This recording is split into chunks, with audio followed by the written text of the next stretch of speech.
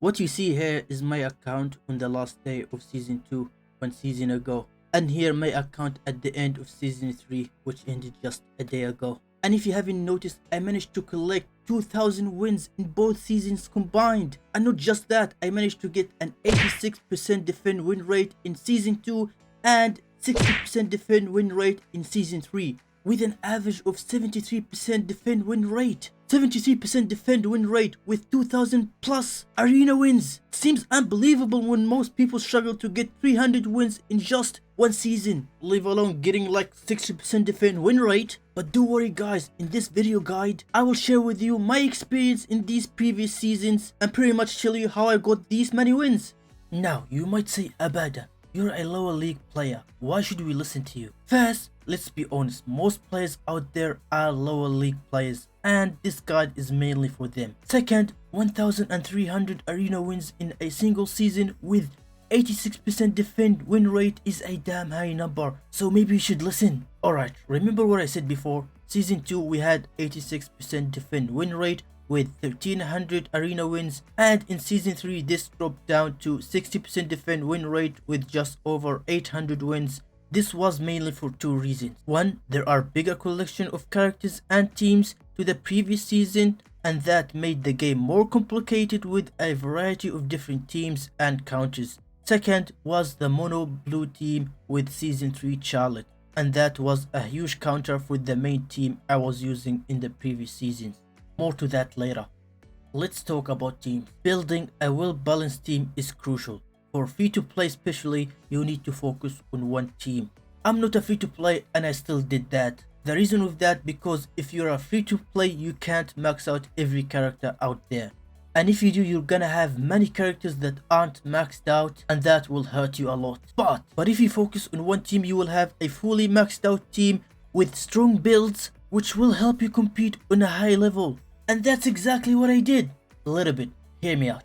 The team I mentioned before, Finral, Vatos, Season 2 Noel and Charlotte only require little investment, as Season 2 Noel will be the only character you need to focus on. Finral and Vatos you only need speed on them. Try and copy this build, and if you can, get level 3 legendary speed stones on them. The normal Charlotte on the other hand, you just need to get her skill 2 to level 4 so you can get the 100% mark rate, and Charlotte is the most important part of the strategy. Simple enough. And the team I just mentioned is a meta team, or was a meta. I was one of the early people to talk about it, with one of the earliest people to use the strategy.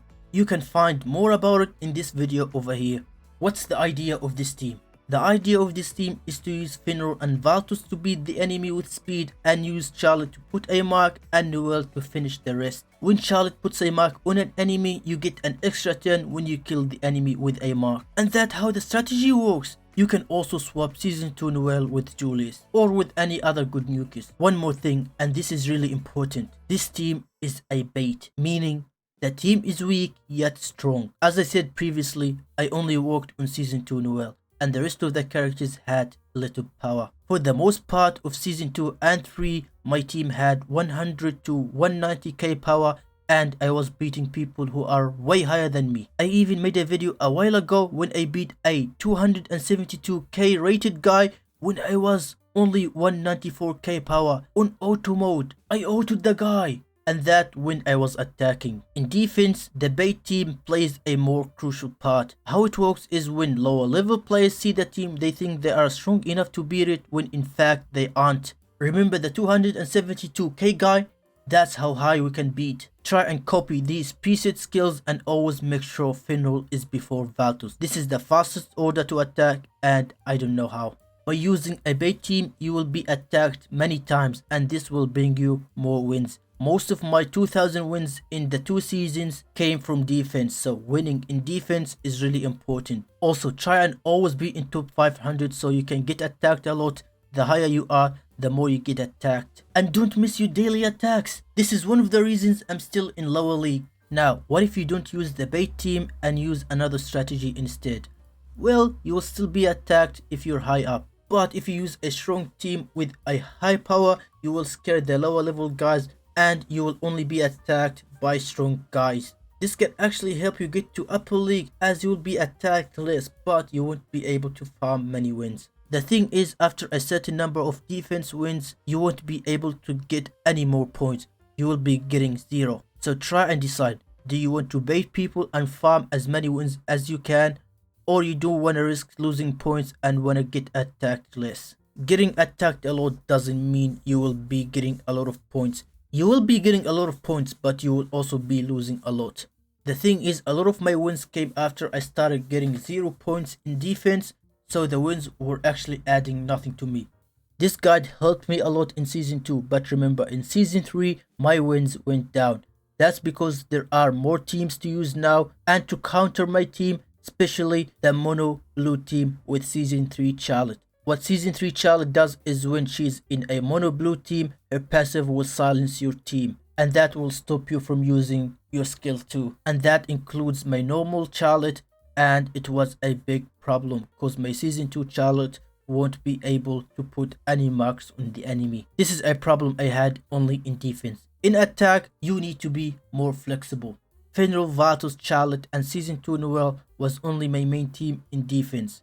In attack, I was using Julius because I'm pay to win. I can focus on more characters. Now, let's recap. First, you need to focus on one team to be more competitive. Second, most of your wins will come from defense, so it's really important to make a good defensive team and bait lower level players to attack you. Try and use your daily attacks and make sure you're always in top 500, because the higher you are, the more times you're gonna be attacked. Be flexible in your attacks and use Julius. Just use Julius if you have him. And yeah, this about it, everybody. I can go into more depth on how to win more arena attacks, but what I said is pretty much how I got the 1300 arena wins in one season. This was my experience. If you like this video guide, try and support the channel with a like and watch another video, or check out my streams. I stream Black Clover every day.